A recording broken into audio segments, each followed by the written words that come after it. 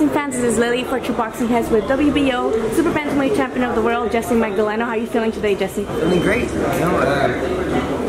feeling good, getting ready for this upcoming fight, and we're more ready than ever. Jesse, you recently came back from Guadalajara. You were doing a partial training camp over there. How was that different than anything you've done here in the U.S.? It was different because we went to Mexico.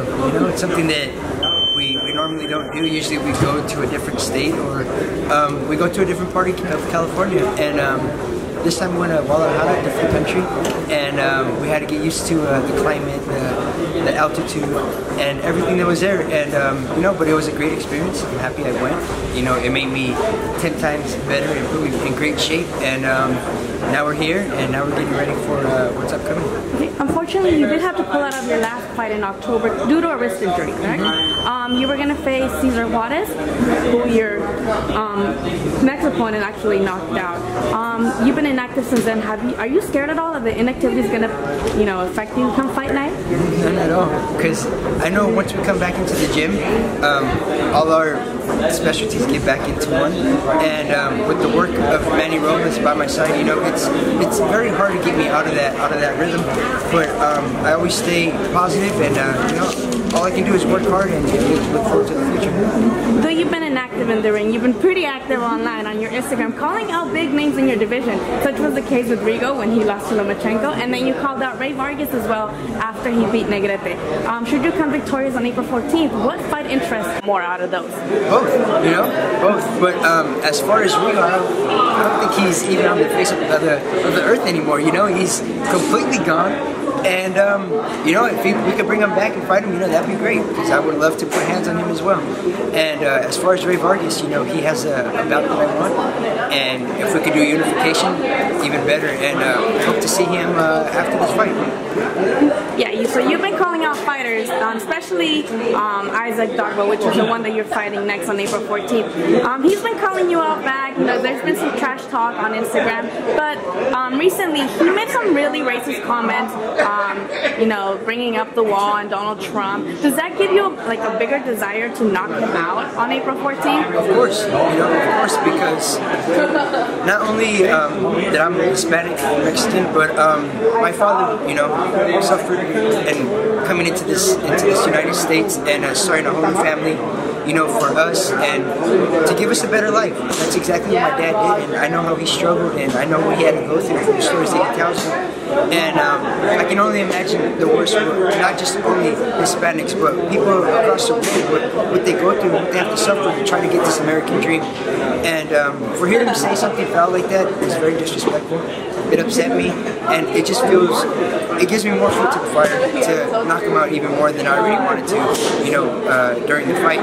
But yeah, it's disrespectful, and I'm gonna make him respect me come to fight. Change the subject a little bit. I know you've heard about Canelo's recent scandal with Combuterol. He blames it on the meat in Guadalajara. You recently came back from Mexico. Are you worried at all? Did you eat the meat in Mexico? No, I mean I didn't, because we watched everything. Everything was monitored what we ate, and I'm sure it was with him too. I mean, we're not meat experts. We don't know what goes into the meat. We don't know what they do with it, but it happened, and all we can do is push forward and hope for a great fight come May 5th. And the rematch is Cinco de Mayo for Canelo. Who do you have winning this rematch, and why? It's close, and it's tough to call because how close it was the last fight. But I think this time they're going to let their hands go a little bit more now that they know they can take each other's power, and they know the styles that they have. So, but it's such a tough call, but I'm leaning more forward to Canelo this time, because the way he let his hands go in the last couple of rounds was very, was something you didn't see in the beginning. Yeah, the last couple of rounds he really let his hands go, and he was really tagging up Triple G, so it makes it a little bit more exciting now. So, but I'm leaning a little bit more towards Canelo this time. Okay, they just announced that the fight that was going to be the main event, Horn versus Crawford, actually got postponed due to Crawford getting injured. Yeah, would you be moving up to the main event, you think? I believe, from what I've heard, yes. I think I am moving up, and I believe the date got pushed back to April 28th now. And so the fight's going to be not no more in Vegas. It's going to be in Philadelphia, from what I hear.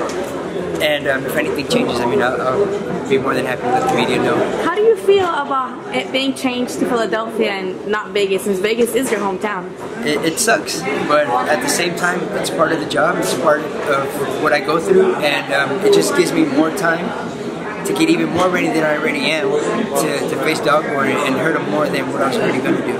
Speaking of Dogboe, he did take shots at you by calling you Becky with the good hair. You had blonde and platinum hair when you acquired your WBO title. Would you be making your second defense with the blonde hair back?